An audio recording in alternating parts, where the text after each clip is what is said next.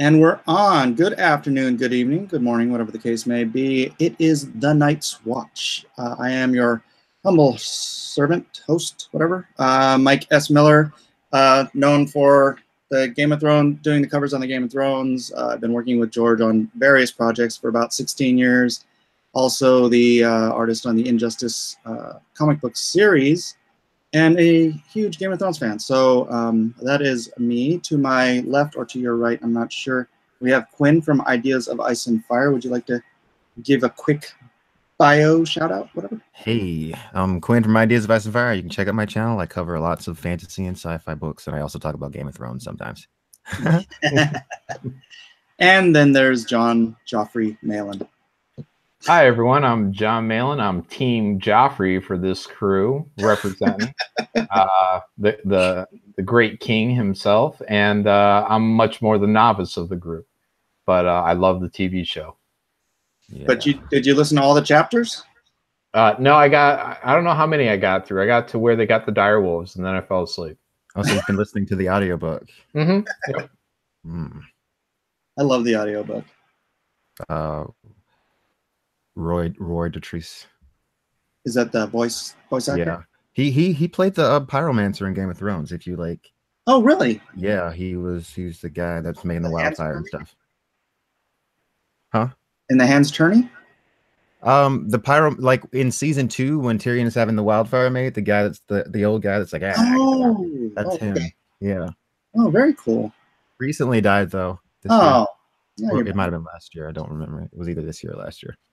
Kind of sad. It is sad. It is sad.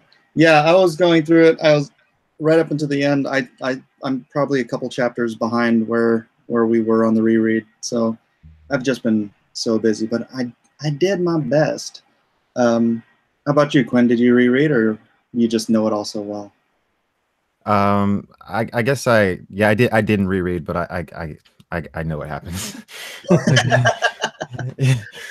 Cool. Yeah, so I kind of wanted to start with the first episode sticks pretty close to the books. I mean, there's some changes. What do you think are the changes you're most disappointed in? Disappointed in? Okay, so the sequence in the beginning with the White Walkers, I think that's the most different part of the episode as far as compared to the books. Yeah. Because in the books it's much more fleshed out. There's a lot more going on. Like he actually sword fights with the other. So I guess as disappointment, I guess that would be. But I'm not really disappointed by anything in this episode because I feel like season 1 they had a budget, not as big of a budget as the other seasons, but they really cared in trying to make it feel legit and look legit. And I think they did a really good job with this episode. Like, I don't really have that many criticisms of it. Yeah, I have a question actually on that scene. So when I was rewatching the episode, they have all these bodies put into this like ritualistic symbol. Is there something in the book that kind of leads into that? Because I don't remember any other body placement ever happening with when they run into the White Walkers down the road. Well, no, that is not in the. What were you going to say? No, go ahead. It's not in the book, but that does continue to happen in the show. But that's not a thing in the book. Oh, what's the point of it in the show? Is it something on the resurrection of them, or they might tell us and they might not. It might just be some cool thing they decided to do and just stuck with. So they might tell us and they might not. I don't know. But we do know the symbols. They showed up last season in the caves when Jon Snow and Daenerys go into like those caves. Like the symbols are like all over the walls and stuff, and those are the same symbols we've been seeing being left by the White Walkers. Okay. Where all the dragon glasses. Remember that scene? Right. Yeah. It's like the spiral symbol, and then there's like that weird kind of omega kind of symbol. Yeah, so it's interesting. I did speculate at one point on my channel about what the symbols could potentially mean, but it's all kind of shaky, and who knows if like it actually means anything. So that's my thing. Yeah, but what they did in the show, it didn't make sense to me because they had vivisected all the bodies and put them in these different heads on spikes and this and that and the other. In the books, it makes sense because he's like, oh, they were all laying there more still than any living man could. And so if they, you know, were to rise from the dead, they could get up and walk away. But what did they do? Hire a janitor to come in and freaking pick up all the body parts? And it's like, it didn't make any sense for them to just have all disappeared. Excellent point in the show, right? That's an excellent point. I didn't even think about that. The whole point is that so that we have soldiers. Right. Whacking bodies into little pieces and displaying them in a spiral. Yeah, and yeah, that's what I was wondering too. So I watched listened to it again with commentary on, and all they really mentioned was that they were trying to gore it up a little bit more. Like it wasn't the visual wasn't enough of an impact, and it made it sound like that's why they added the heads on the spikes. And they also said that the girl that was hanging on the tree wasn't like a dummy, that was actual her. Yeah. Wow. I listened to that commentary at some point because I remember listening to them say that. Django Manco for $2 said, "I made it, guys. Team Joffrey." Great. Yeah. Welcome, my people. Welcome. My people.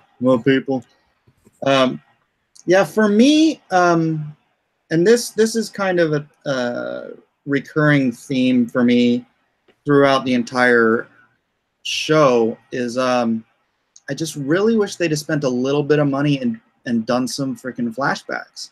Because, you know, you get the description of the Ruby Ford and Robert and Rhaegar and the Trident. And, you know, that was like the first Game of Thrones image I ever illustrated, because it was like this awesome pivotal moment in the history of the story. And it's like, even if they'd have just done these, like, you know, quick flash montages, you know, it could have been 10 seconds or something, but it would have been like $20,000 a piece. Well, yeah. I just think it would have been great, especially the fever dream that Ned has later on. Right? I mean, so many. Yeah, I talk about the dreams a lot. There's like pretty much every dream. There's no dreams in the show. If there are, I can't really remember. There's one flashback. The Cersei one? Cersei flashback to Mag the Frog. Yeah. Maggie the Frog in season 5. Yeah. Which was it was just really weird because like the show started with that scene and you're just like, there had been no flashbacks the entire series, and so you're like, who the hell are these people? Yeah. Like who the fuck? Figure it out. It's like a tiny version of Cersei. What killed me about it though is that like she really just looked like a tiny version of Cersei. I'm like, why would Cersei be wearing like the exact same thing? Like her wardrobe hasn't changed in decades, I guess. I don't know. Stuck with the same tailor, the same seamstress for 30 years, 20 years. Wait, how old? And so overall, over the episode, and again, I watched the episode, then I watched it with subtitles, and then I watched it with commentary. So I was trying to load up with as much information as I could, and they kind of talked about it a little bit, but you know, I noticed when I was watching with the subtitle run is that they actually did do really well of trying to get in as much information as possible, because I noticed they were kind of explaining things to people that the characters would have known, but the audience wouldn't. Like right in the beginning when they go to behead that guy, like one of Will. Is it Ned or Ed? What's his name? Ned. It's Ned. They call him Ned, but his name's Eddard. Yeah. Eddard. Okay, yeah. So Ned. Yeah. So like he tells his wife that he's got to go, and then she's like, "Do you have to?" And then like some guard is like, "It's the law," you know. And it's like, well, I think she probably would have known that. Yeah. But yeah, I mean, getting people to understand who all the characters were. They said when they originally did it, like. They were showing it to, you know, people who had no relation to the show, just to make sure that they were getting filled in on the info. Like in the first passes, it was people didn't really click that Jaime and Cersei were brother and sister. So they kind of went back, and I think in the actual episode they mentioned it like 2 or 3 times and try to really place these families together and give people a good idea of who's who. Yeah, that's one of the things that I felt like was really good about this episode in particular, because it's like there is a lot that you could get confused about very easily, and time and a lot of time passes in this one episode. Several months pass, so it's like, who is who? Like, so you got Jon Snow, who is Ned's son, but also he's not the heir, and you've got Robb Stark, who's his brother, but then you've got Theon, who's not a brother, but he's a steward. You've got all these people that are interacting and doing all this different stuff, and then he jumps to Daenerys, jumps to King's Landing. So like it would be very easy to get totally lost in this and to be completely confused. But I felt like they did a very good job of grounding everything and making sure you get where you are and what's going on, because like every location looks so different. You're not going to confuse Pintos with King's Landing, right, or the North. Yeah, there's this you know, there's so freaking bloody many characters. I did a video the other day on the top 100 Game of Thrones characters because it was on IGN, and I was like the fact that you can have a top 100 just top 100. You're not even gonna care about the 100th name on the list. You're just like, who the fuck is that? Yeah, but that's the way it was, like watching it with my wife, because I'll be like, you know, oh, there's Illyrio, and there's, you know, I'll be naming all these characters, and she's like, how do you remember any of their names? She only knows like 10 names. Yeah. And I think most people are like that. Yeah, I'm like that. Yeah. Like I remember, oh, my headphones came out. I remember like I forget which season it was, but I was talking to a friend of mine. I was like, how'd you like that scene with Varys? And he's like, who's Varys? And I'm like, the one guy. He's like, oh, the bald guy that doesn't have a dick. And I'm like, yeah, him. He's like, yeah. But like me, like I remember names from like television shows and books better than I remember real people's names. So it's like, I don't know what that is. Well, because you get to know them in the books, I think more intimately, and you know, obviously you read other people reading their names and their descriptions and whatnot, and then you create this visualization of them in your head, and then you identify with them on the show. It's, I mean, much easier. But yeah, I guess from someone who's only watching it, investing an hour a week, you know, every and there's so much. It's all grunts to me.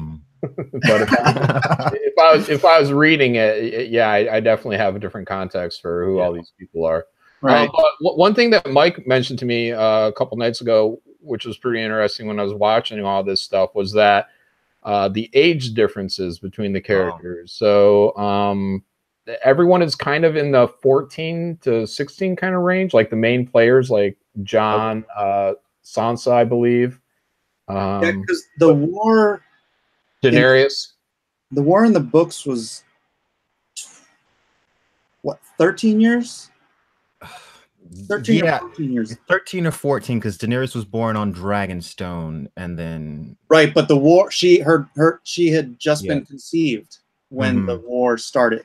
Yeah. So, and it's 14. So about 14 years. In the show, they said there were 9 years of peace, because that's how long it's been since Robert Baratheon and Ned Stark have seen each other. 9 years would not be. That's not long enough. The war. That was just since the last time they saw each other. Okay. Well, when was the last time they saw each other? I'm trying to think. When would that have been? I know that in the novels, Ned Stark storms out of King's Landing after Tywin Lannister has the Targaryen babies set before the throne. He like leaves and never comes back to King's Landing after that. And then he goes to the Tower of Joy. But I can't remember if there is a specific point where it's mentioned that he met up with Robert Baratheon in between that. I don't remember exactly. I don't know, but that wouldn't have been 4 years difference. Yeah, he fell out because that's the thing. He fell out with Robert Baratheon because of that. Because Robert Baratheon was okay with Tywin just murdering the Targaryen children. That's why Ned and Robert fell out. So, I wonder. So, so my question was, how old is Ned Stark supposed to be? Because his wife was 35. 35 when the book starts. Yeah. Yeah, so all these guys are actually pretty young. So is Baratheon also about 35? Yeah. They grew up together. Wow. So yeah, everybody, like, that just puts the whole thing, like, it almost like even the kids, it comes off more like a dark version of Narnia to me. compared to what it is in the show, you know, because everyone's older in the show. And I mean, like, Baratheon looks like an old man, and so does Ned Stark. And but if they were all if they were all cast as like 35-year-olds, I'd be like, oh wow, this whole thing is, it would have a completely different atmosphere to it. Yeah, and Cat should have been around 30. Yeah, and hot. Yeah, because she's like naked, like in that scene in the book. She's like totally naked. Yeah. I think because I remember like listening to something and they were saying that one of the reasons that they decided to go with the age thing was because in some countries, if you just absolutely cannot have anyone portraying a young person that's going to be doing sexual things. Like even if Canada. The person is like, you wouldn't have been able to shown Game of Thrones in Canada. Yeah, so even if like you have Emilia Clarke playing Daenerys being 13, you still can't.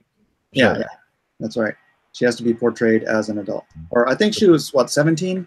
So like age of consent type of thing. Yeah. Hey, you want to see that piece I was talking about, the Robert and Rhaegar on the Trident? Yes, Ruby Ford. I'm guessing you've probably seen it, but never knew who did it. Oh, I've definitely seen that one. Yes. Yeah, I did this in 2003. Oh, so great. Such a great moment to read about too. I mean, you don't read that exact scene, but like just the bits of what happened throughout the books is so fucking amazing. And then like the legend that gets spawned around it, like, oh, you might find a ruby if you look in here. It's just so I mean that's in the chapters when this is first mentioned. It talks about how the entire battle stopped because everybody from both sides of the army were rummaging through the water looking for rubies. Dude, that's right. I don't know if you're familiar with some of the fan theories, the crackpot theories that have formed because of Rhaegar Targaryen's rubies from people that read the books. There's some crazy stuff. I don't agree with this, but some people think that he's still alive because we see in the book that Melisandre uses rubies to like glamour herself and to appear different. So people say like, what if it wasn't Rhaegar? What if the rubies were glamour? I'm like, it doesn't make any goddamn sense. Like, people will go on such crazy tangents about this type of stuff. You should like, it's fucking hilarious. I know, that's what I was saying the other day. Is how people they'll farm through like every word and any little thing that gives them any glimmer of an idea. They'll just create these bizarre tangential, tinfoil hat theories. They are fun though. It is fun. I noticed that, and I like crack pottery theory sometimes. I like to go down the rabbit hole occasionally, but like tend to be when I'm like talking about Game of Thrones or discussing what's going on, I tend to like kind of stay grounded and focus on what we know. If I'm gonna like add in some wild like speculation, I'm gonna make sure I say in that video, this is a speculation and this might be true and it might not. But then some people will literally be like, oh, he said this, that means that this is 100% true. Yeah, I just came up with a crackpot theory, actually. So I can't remember whose video I was watching, but they were talking about how the sword, I guess it wouldn't be Dawn, Lightbringer, which could be Dawn. Which could be Dawn, but we haven't seen have we even heard about Dawn in the show? No. They have, and then when we see Arthur Dayne, he doesn't even have it. So it's right. So it's not a thing, I guess. Yeah, it's probably, which sucks. But that somebody was theorizing that it would be quenched in Melisandre's heart because her heart is aflame or something like. I can't remember the exact worded verbiage. And I was thinking, it's like, wow, Song of Ice and Fire, and I was thinking back to Sworn Sword, where the description of the two Valyrian steel swords clanging on the red grass field was described as a song. And I was thinking, well, what if ice and the flaming sword are the Song of Ice and Fire? So you have Dawn and Lightbringer, and that would be a Song of Ice and Fire. Right. Well, ice. Or Ned Stark's ice, because I've heard Ned Stark's the Stark sword. I thought you would have been either Jaime's sword or Brienne's now. Brienne's or Widow's Wail. Yeah. So that's an interesting idea. Jaime has that now, right? Widow's Wail. Jaime has Oathkeeper that he gave to Brienne, and then and Joffrey got Widow's Wail. Well, who's for got a wedding Joffrey's gift. sword now? I don't know who has it. I guess it would have. I guess it would have passed to Tommen technically in the show, but I'm not sure where that sword is in the book. But I know Brienne has Oathkeeper, Jaime's. Man, I hated how they casted those swords in the show. That is not how you freaking. That is not how you cast swords. Yeah. Yeah. Like, yeah. I know a buddy that makes prop swords, and we were watching that episode again, and he's like, "That is not how you would even ever go about even kind of making a sword. No. Just they poured it into the fucking mold. No. What is this?" No. The only thing they could have, because it was folded, freaking is essentially Damascus steel, dragon forged Damascus steel, and spell forged steel. So if you just melt it down, it just becomes slag again. It's not going to turn into another Valyrian steel blade. I thought in the books the way they would have done it is because the middle of the sword of ice probably had the grooves to make it lighter, if I remember the description. So if I were a blacksmith and I was trying to make ice into two swords, I'd heat it up and I'd hammer through that middle part, and then I'd reforge one edge on each side. I'm a nerd. Yeah. But yeah, melting them down into slag, it's like, great, you just ruined everything cool about that sword. I guess they thought it looked cool, and then what was the point of the wolf pelts that Tywin just randomly puts in the fire? I guess it's supposed to be some kind of symbol. I don't know. I think it would have been just cool to freaking show it the other, and just people hammering and hammering, doing spending all this time. And yeah, because reforging Valyrian steel is supposed to be this crazy complicated process that no one knows how to do except for 3 people in the entire world. So the way he was doing it, it seemed like all the forgers were lost in the doom. Yeah. So it would really just be a Valyrian steel blade with one good edge. Yeah. Samurai swords. Yeah. Yes. So I don't want to get on too many crazy details, but I believe in the show, Tywin brings this guy over from, I think he might have said Volantis. I don't know. But in the books, he comes over from a place called Cahor, which people also call the other Valyria. And they've got a bunch of different creepy, mysterious, crazy stuff going on in there. And there's actually an H.P. Lovecraft reference because they worship this creature called the Black Goat with 1,000 young. And it's something that lives in the woods, but that's cool. So I wonder what's going on there. Yeah. I don't know that. Yeah. That's where the guy that reforged the sword came from in the book, so. Oh, okay. So it wasn't just well, what happened to the blacksmith? Oh, yeah, we're gonna get off into all kinds of stuff. What happened to the blacksmith that was training Gendry? That guy? I don't know. I know he got threatened at some point, and that's why I don't know. I don't know if he ever comes up again. Here, I'm gonna show you my other version of this event, just because I have it open. I might have seen that one too. I know I definitely seen that first picture that you showed me. Okay, this one looks this one looks less familiar, but yeah, super cool. Yeah, this was, I think, issue 2 of the comics. 2 or 3. The first one was Ned cleaning ice in the Godswood. I don't know if you've seen that one either. I've done so many of these things now. Yeah, it looks really cool. I like it. Thank you. Such a great freaking scene. Poor Rhaegar. I know.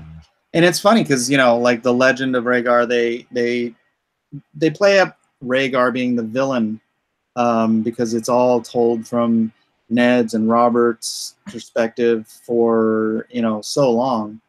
Yeah, Team Joffrey knows all about that.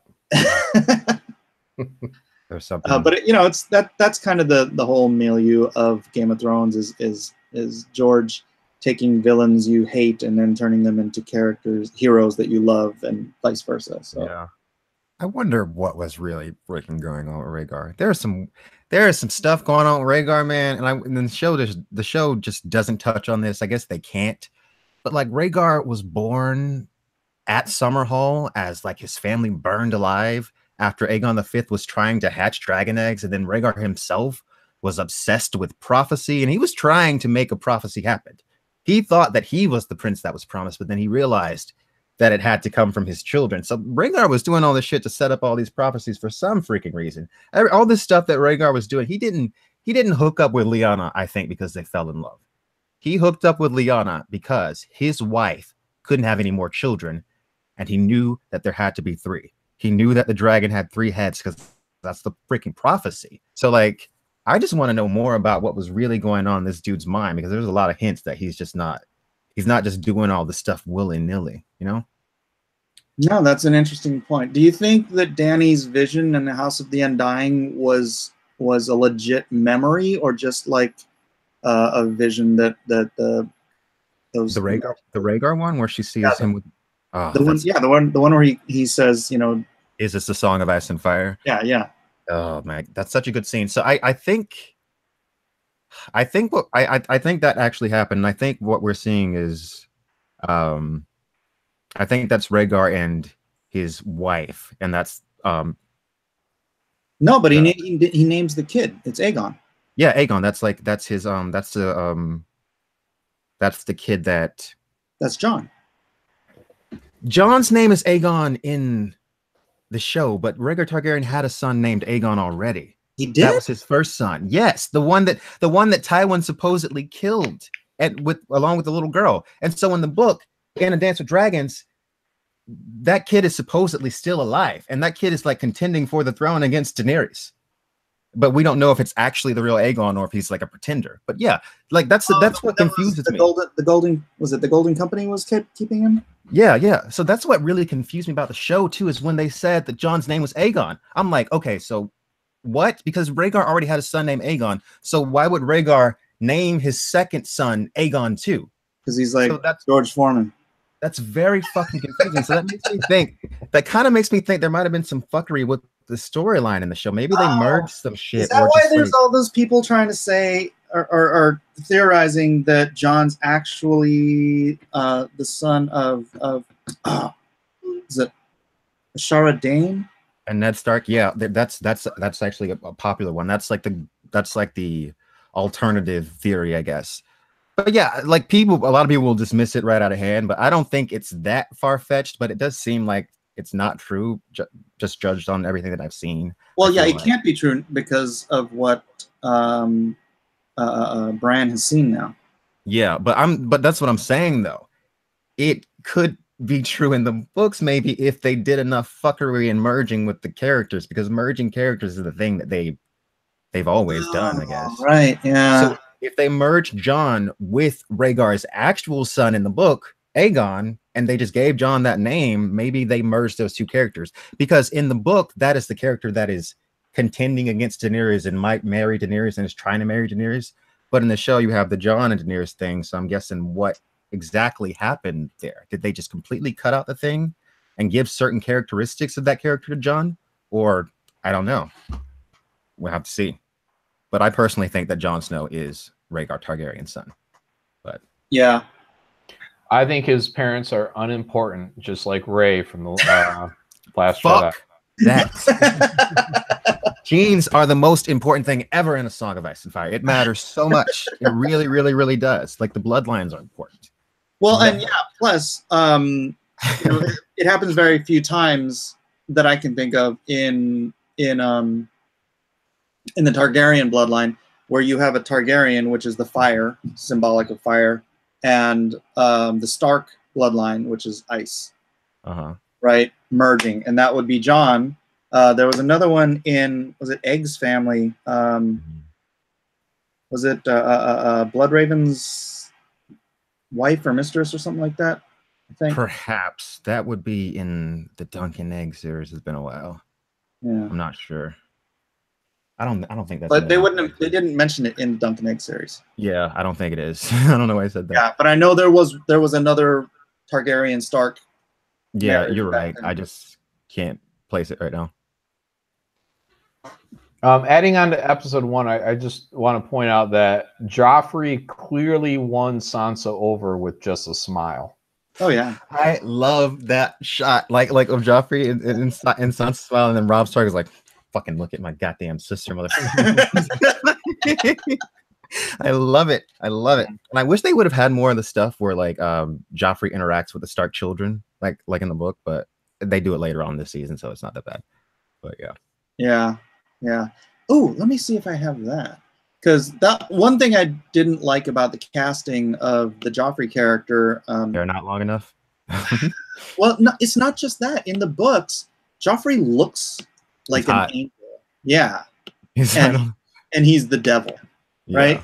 But in the books, he looks like a weasel, and he's a weasel. Or in the show, he looks like a weasel, and he's a weasel. You see that guy, and you're like, he's a douche. Like, why are you smiling at him? Like, to me, when I see Sansa smiling at him in the show, I feel like you're just smiling at him because he's the prince. But in the book, like he's like a heartthrob. So it's like, okay, I get it. I get why she's into this guy and she wants to marry. She says marrying him is all she ever wanted. Yeah. I just want to be a prince. Quinn, were you on when I showed the Joffrey Caligula thing? Yeah, I don't think there's just whatever. I didn't see it. No, Joffrey Caligula, dude. Hold on a second. Let me. I'm not sure what you're gonna show me. It's propaganda. No, it's just bizarre. It's I'm just gonna say that Joffrey was well cast because look at this. Oh, holy shit! Right? God. How freaking bizarre is that? that makes so much sense. Fucking reincarnation. No. Yes, no, reincarnated as an actor. That's good though. But have you ever seen the one? I know this is kind of off, but have you ever seen the one where they compare the actress that plays Marjorie to the actress that plays her grandmother Olenna when she was younger? No. They look identical. Like, what's Marjorie's name? I cannot. The actress? Yeah. Can they rename Natalie Dormer. Natalie Dormer, and then Olenna is played by, I can't think of her name either. Like, just look up Olenna's name and find her when she was young, and then type that name, type young, and then put her next to Marjorie. And it's just like, is she your actual grandmother? Because they look like, they look so freaking similar. It's like nuts. Okay, let me, oops, no. Go. What is Olenna Tyrell's freaking name?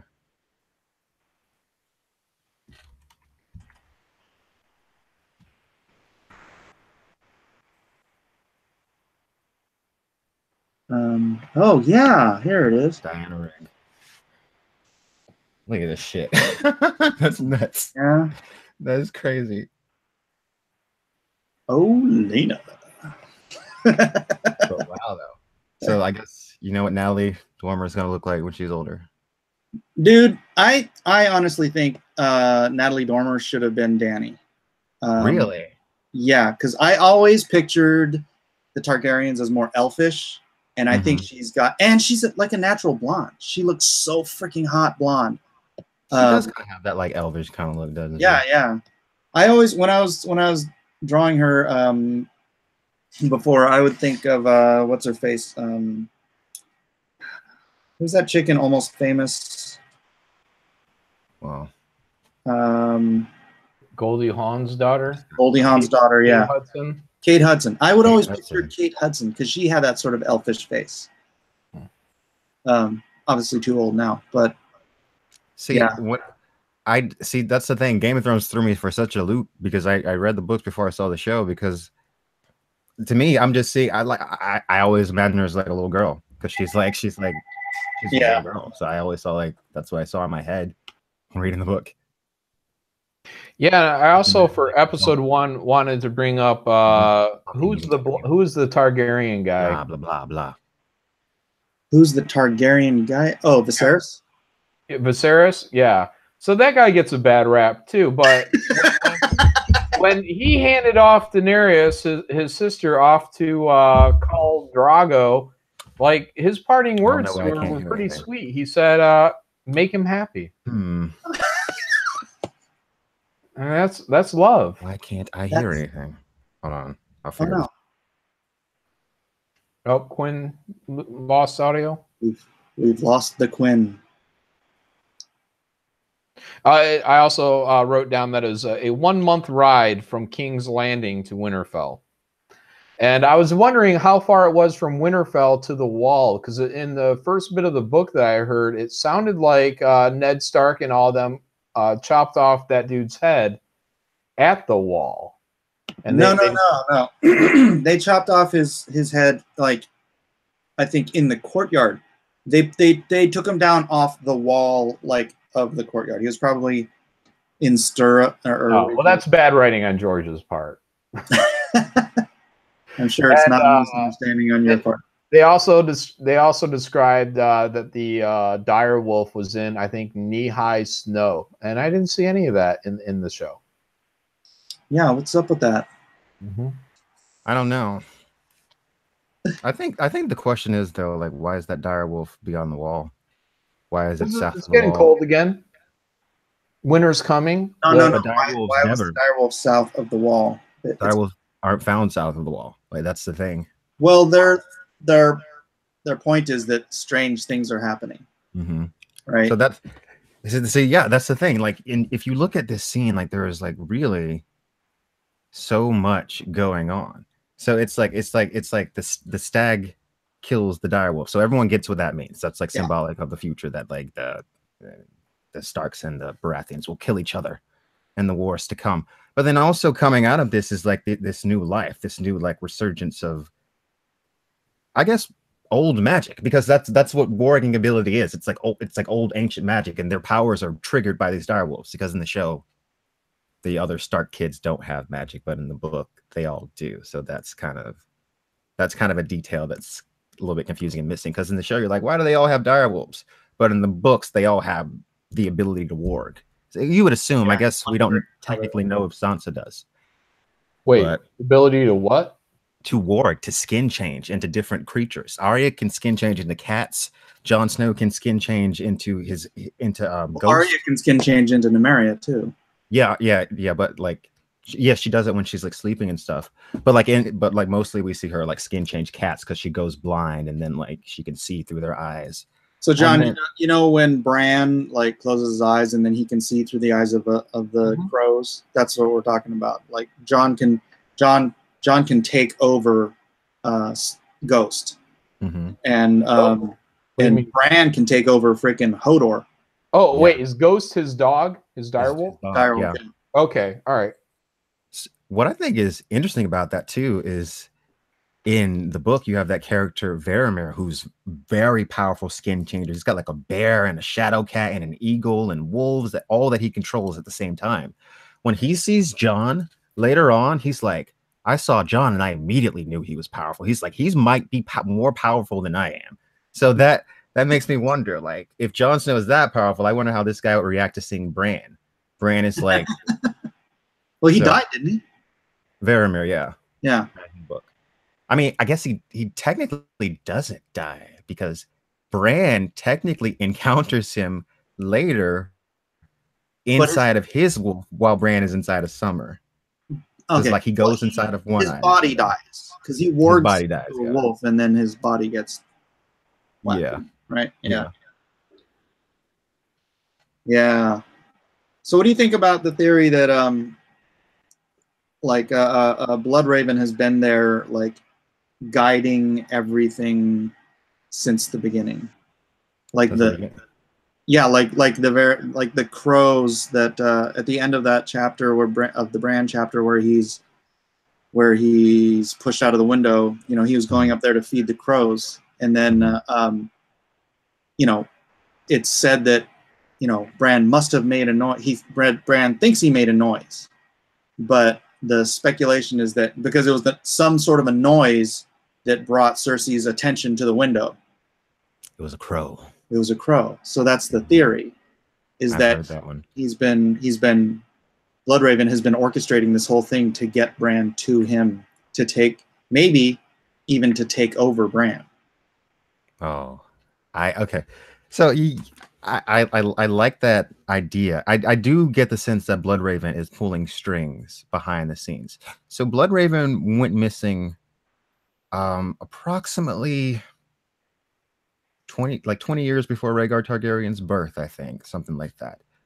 But what's curious about it is that it wasn't until after he went missing beyond the wall that Aegon V started doing crazy stuff and started trying to hatch dragons and doing all this stuff. So I feel like Bloodraven has probably been influencing things for a very long time, probably to varying degrees of success. Now the question is why? So that's always the question that I ask. Why is Bloodraven even there where he is? Right? Why is there a human sitting on side of an ancient throne of the children of the forest? Does that really make any sense? The children of the forest had their own green seers, but that's the point. Right.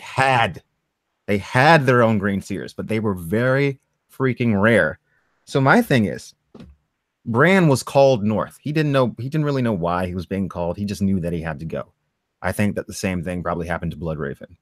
He just lured Jojen to his death. Yeah, I think that Bloodraven was lured by the children of the forest because they didn't have any more green seers, and they needed someone with the power because they can't. Okay, so green seer, if I was a green seer and I took over your body, I wouldn't carry my green seer powers with me. All right, Boromir makes that clear. So it's like he would need to take over a body of someone that was equally powerful as him, right? So I could see it as Bloodraven isn't even technically Brynden Rivers. He is possessed by children, one of the children of the forest. Or yeah. I actually like that a lot. The three-eyed crow. Yeah, he's no longer Brynden Rivers. He's the three-eyed crow, and now exactly. Bran is the three-eyed crow. Exactly. So I feel like that makes that kind of. He's like, I remember what it was like to be Bran. Mm-hmm. Exactly. There's something else. Yeah. So that's very interesting. I kind of think there's something like that kind of going on, and that they have some reason for wanting to do the show now. Yeah. But Bran is also the Kwisatz Haderach, so that's a Dune reference. Yeah, your image in the. Yes. Well, I don't like Bran. He's lazy. He lays around the whole show. Yeah, he doesn't do a lot of anything. I agree. Boy, that kid grew so fast and so big. It's like in the show, he's like, what, 8 to 10? I mean, in the books, he's like from 8 to 10, right? Something like that. And then in the show, he's like 6 feet tall. They made a mistake by skipping that one season because, like, when he showed up again, it was like, Jesus. It's like, hey, I'm Bran. Like, holy shit. I'm taller than Hodor now. Yeah, Hodor would have had a lot easier time to lug around what are 8 to 10-year-old. Yeah. Because eventually they were just like, fuck it, we're going to just push him in this cart. It's like, we're not even going to bother with him being in the back anymore. Yeah, he's just going to be an old dude back there. He's all shaving. Oh, my God. So I agree, though. Bran sucks in the show. In the show. I love him in the book. Oh, those Bran chapters are some of the creepiest, most awesome chapters. Like that one where the children of the forest are like making him see the visions, and they make him drink the weird bowl of whatever the fuck that was, and then Jojen. Yeah, of Jojen. And then George R. Martin, like the symbolism of that chapter. He keeps I kid you not, 4 times George R. Martin describes the moon. He says the moon is thin and sharp as the crescent of a knife. It's like a blade, thin and sharp. It's like a crescent, like it's so sharp as a knife. And then right at the end of the chapter, when Bran is like having a vision, he sees a woman with like a crescent-shaped blade sacrificing a man before the weirwood tree, and Bran can taste the blood. He sees it through the eyes of the tree, and he can taste the blood from the past. So what that says to me is Bran ate Jojen. Because throughout the entire chapter, through the symbolism, George R. Martin is telling you they killed Bran. I mean, they sacrificed Jojen. It's a sacrifice. It's a sacrifice. That's what's happening. And then you see it at the end. So it confirmed it for me. Feed the trees. Feed the trees. That's the title of one of my videos, I think. Oh, is it? No. I did a video about the trees drinking blood, though. Yeah. And I said the phrase "feed the trees" at some point. Oh. I'll have to watch it. I'll have to look it up. Ray Thulu says Jojen paste. Yeah. Very good on toast.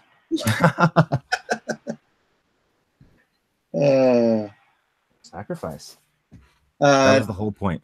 Yeah, Ty James says, this is sick, Mike. I've been looking for a good channel podcast that talks Game of Thrones, but to no success.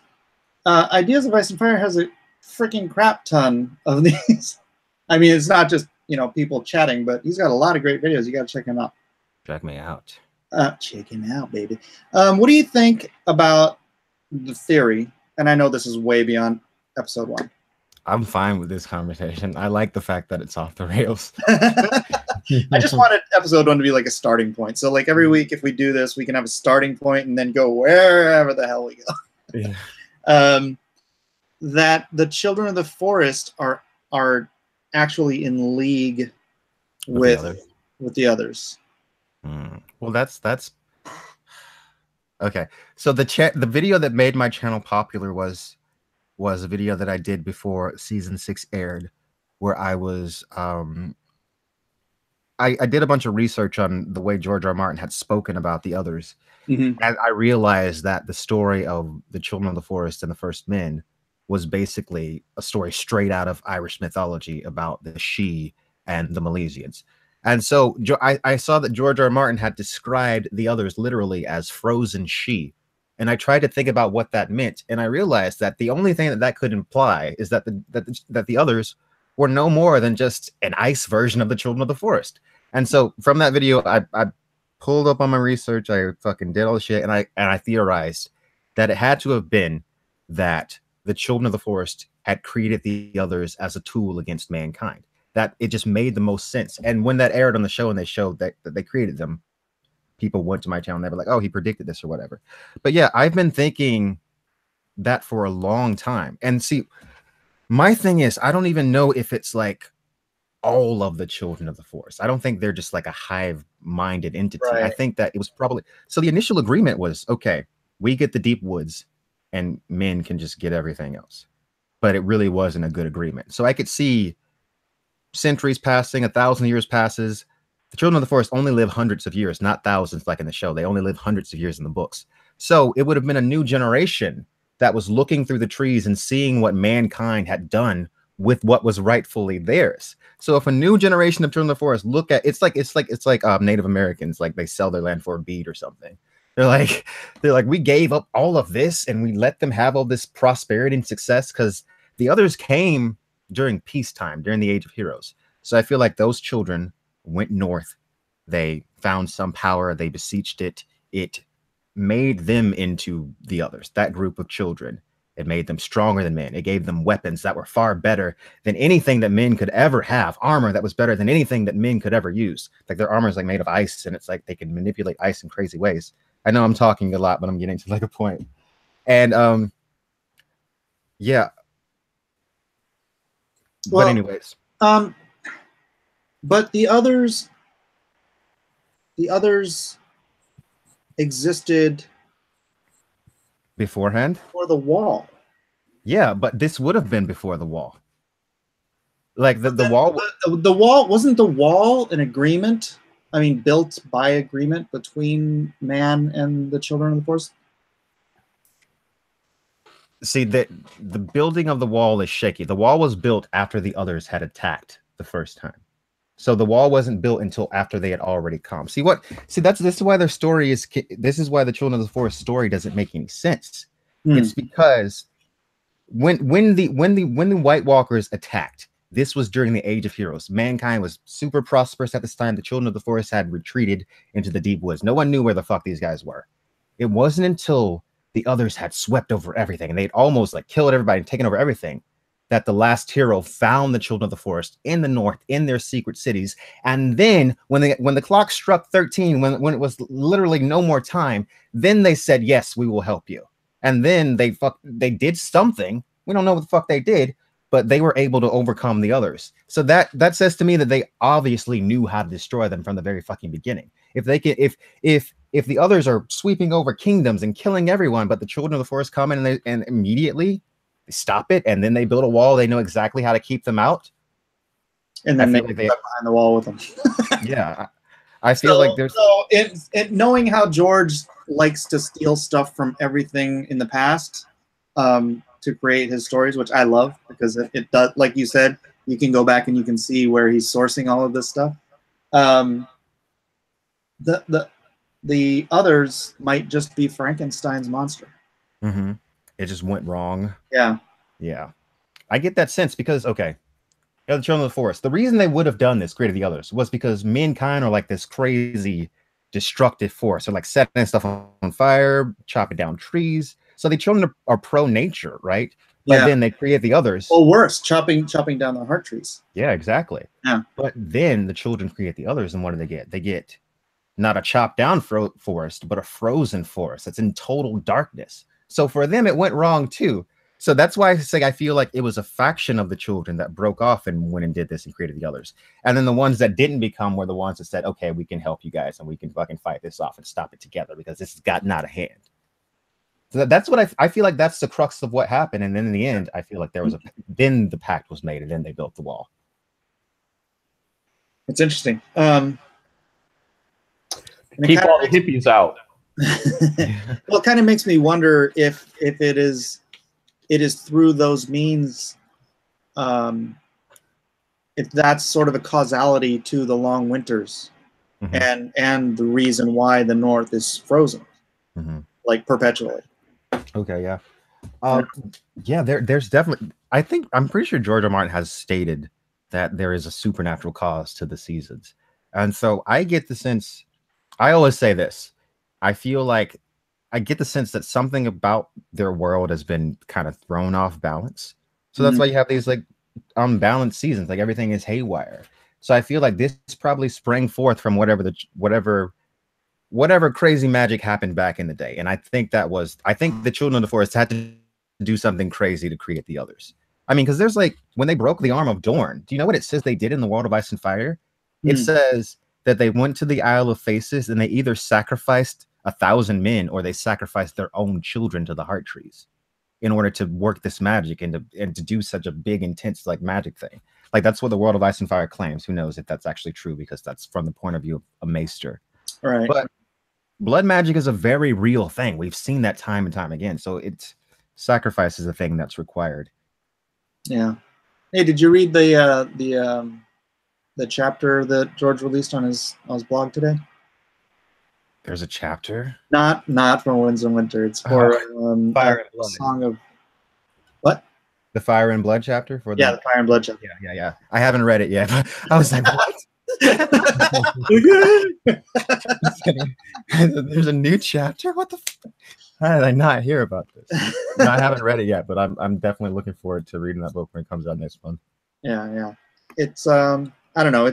I'd rather read Winds of Winter. Yeah. But yeah. George R. Martin. It's almost comical though when he's like tweeting. He's like, I'm pleased to announce the next wild card book or something. It always throws people off, and it's just so funny to see people's reaction. And it's just like 90% of the people saying, "There's the freaking bug." But then the thing is, what's extra fun to me is I know that George R. Martin himself isn't making the tweet, so I'm like, you're not. But George R. Martin he does not see what you're typing. It's not going to make him write faster for you to say that. But whatever. No, but he is handling his own blog. I'm pretty sure. Yeah, I know he handles the blog because I've seen him. I've seen him. Yeah, he hasn't gotten back to me.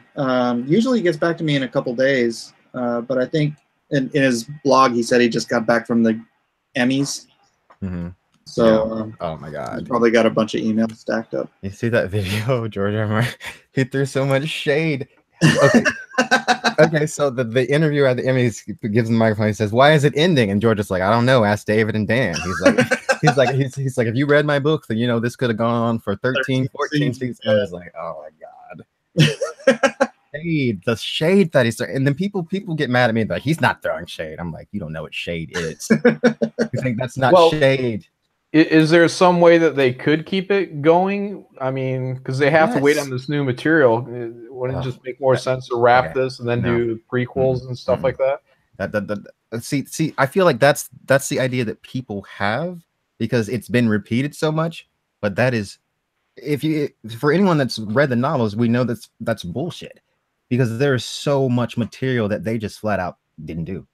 Yeah.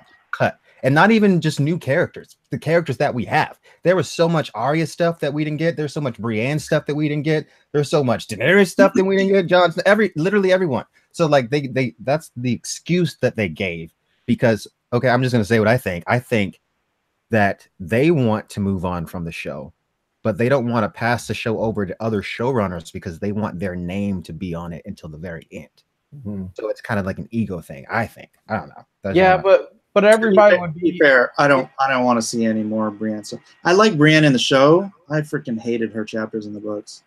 Yeah, but everybody would be aged out at some point if they waited for George Martin. Brienne's already shaving. I'm not saying they gotta. I didn't even say they gotta wait for him to finish. I just wish they could have done more of the material that was actually in the book. I mean, they could have kept it going for several more seasons with just that material alone. Or they could have done freaking hour and a half, 2 hour episodes. That's true as well. I would have been fantastic. I would have loved that. But I don't know how much of it is like the limitations of what HBO is willing to do or not, because I know HBO is usually they stick to like the 10 episode 1 hour format usually. Yeah. Sometimes they diverge. Yeah. So you had a different take on how George would deal with this stuff before. I had heard from someone not from George directly, but from someone who worked with him, that George used to or option out Game of Thrones, just knowing full well that no one would ever be able to make it into a movie. Like he'd option out as a movie and then just like cash the check and then laugh uproariously because. Did he do that? I thought. No way. And make Game of Thrones into a movie. Right? You can't. And then the option would come back to him and somebody else would do it. Yeah. But it wasn't until HBO approached them after Rome was done. And he watched Rome and he's like, you know, if you can do that with Game of Thrones, then you could actually do this. And then they approached him with a truck full of money and made it happen. Yeah. See, I love Game of Thrones. People always think that like I'm like some Game of Thrones hater. I have every season of Game of Thrones on Blu-ray right over there. Like I love Game of Thrones, but my thing is, I love the A Song of Ice and Fire books fucking way more. So it's like when they do something that pisses me off, or when they make what I feel like is an unnecessary change. There's so many of those, and when they deliberately cut major important shit out that could have been in there, and then complain about not having source material, it really kind of rubs me the wrong way. It's kind of when they didn't when they didn't do Uncat Lady Stoneheart, I was devastated. I wanted her. I still to this day don't know what the fuck was up. It would have been the greatest fucking shocker of television fucking history if she had shown up at the end of the season. Like I was waiting in season 4. I was like, if this ends with Arya getting on this fucking boat and they don't show Lady Stoneheart, I'm so fucking done. And then she got on the boat and it ended. And I was like, so, John, you probably don't know. So after the Red Wedding, they throw Catelyn Stark's body into the river, right? Okay. And then is it Nymeria? One of the direwolves, Nymeria. Arya sees it, sniffs her out, drags her body out, and then Beric Dondarrion and Thoros of Myr. You know how he's always bringing Beric Dondarrion back to life? He brings her back to life, but her throat's been slit, so she can't talk. And she gouged her, she freaked out and gouged her out. So she's like this shredded zombie-looking mess that always wears this gray shroud. And then they call her Lady Stoneheart, and she kind of like takes over the leadership role of the Brotherhood Without Banners. Yeah, because Beric actually gives his life force to her. So Beric is dead, and his life force goes into Lady Stoneheart. So it's like, she's so creepy. I like that's like that chapter when she's like about to hang Brienne or whatever, and then she says, like Brienne says, I heard what she said this time, and she said, hang them. Because like she croaks, so she usually couldn't understand them, but when she said hang them, she got it then. Hang them. Oh, so she is able to talk at some point. It's like very croaky, like you can kind of hear her, and she's very vengeful. Like anyone that she considers that have done anything against the Starks, you're fucking dead. That's why Brienne, even though Brienne is like she told Brienne to bring her daughters back, and so from her point of view, Brienne did not do that. So she's like, I have you to die, bitch. No, But no, the ultimatum was literally bring me the head of fucking Jaime Lannister, or you are going to die. And so, like, the last time we see Jaime, he's being led off into the woods by Brienne. So it's like, is she gonna kill him? Is she not? Oh, so that's in the book? Yeah, that's in the book. The last thing, or is that the last book that's out, or is that? Oh, well, okay. That's actually in the 4th book, but that's the last time that we see. Well, no, it's in the 5th one. That's in the 5th book. That's the last book. It's the last time we see Brienne and the Jaime. 5th books were supposed to be one book. Yeah, and they're so huge, so it's like, oh my god. Yeah, he just kept writing and writing and writing and writing, and it had gotten to the point where the book would have been this thick. So he split up the chapters, and made it's like there's no Brienne chapters in this book, and there's no Jaime chapters in this book. They just broke them apart. They both take place roughly at the same time. So you're kind of like starting over time-wise when you read. Oh, I see what you're saying. So Catelyn Stark is alive then? Sort of. I mean, kind of alive. Yeah, she's a freak show, but she's alive. The thing is, though, she is less than Catelyn. Something is definitely she's like a vengeful spirit. She is the negativity, the vengefulness. That's all that's remaining. So, Lady Stoneheart. Yeah. And then what's so cool about that is in A Feast for Crows. Well, it's the cliffhanger of Storm. So like that blew my fucking mind. Like I knew that her body got dragged out of the fucking river, but then in the end of Storm, when you actually see her and she's like the hooded woman, and then like I forget what happens, but he says, "Oh, she was there," and then the dude's part, and it's fucking Catelyn Stark, and you're like, "Oh my god!" But what's creepy about it in the 4th book is that like you keep hearing stories about the hanged woman or the woman that's leading the Brotherhood, and it's like, oh, I can't wait till I see this, and they build it up, and then you finally see her. It so pays off so well. It's great. Yeah, John, these books are so good. You really should stay awake through listening to them. I try. just draw while you're listening to them. Oh, that doubly put me out, man. That's like a double whammy there. Seriously? Yeah, if I was drawing my if I was drawing and listening to audiobooks, yeah, that'd be fine. Yeah. But yeah, I can't just sketch like nothing. If I'm doing a project, then that would be fine. Yeah, I get what you mean, because I have a hard time listening to audiobooks. I'm just like I like paper books. Audiobooks put me to sleep. I will fall asleep. It depends on what I'm doing. If I'm drawing or if I'm driving, I love listening to audio. Driving. Yeah. But yeah, if I'm doing something where the rest of my body can be on autopilot and I can just pay attention listening to the book, yeah, I love that. So, yeah, I listened all the way through the audiobook for it. And like I was saying, I think that was like a lot more descriptive on every little nook and cranny compared to A Song of Ice and Fire. Yeah, then when I started listening to the audiobook for that. So, but I was happy with Ice and Fire because it seemed to be going at a faster pace for moving through the story. But I still fell asleep. Yeah, I get it. But see, the thing is, I just want to say that it is my all-time favorite Stephen King book. Fucking love that book.